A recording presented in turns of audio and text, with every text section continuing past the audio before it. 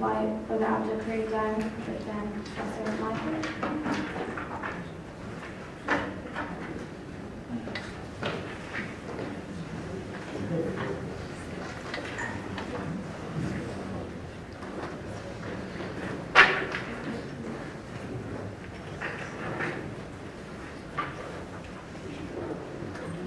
Any questions? Yes. This question is for both leaders, the Prophet and the brother. Since we are now talking about religion and law, okay, can I have your personal opinion about what do you think in the future generation, future world?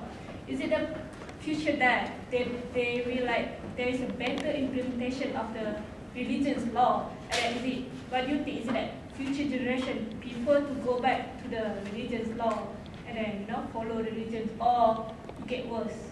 I mean, totally separate between religion and whatever.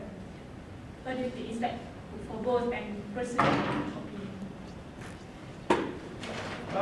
Speaking from an Islamic perspective, I think Muslims have tried many different legal systems, particularly since the end of the colonial period in many Muslim countries. We've tried Arab nationalism, it didn't work.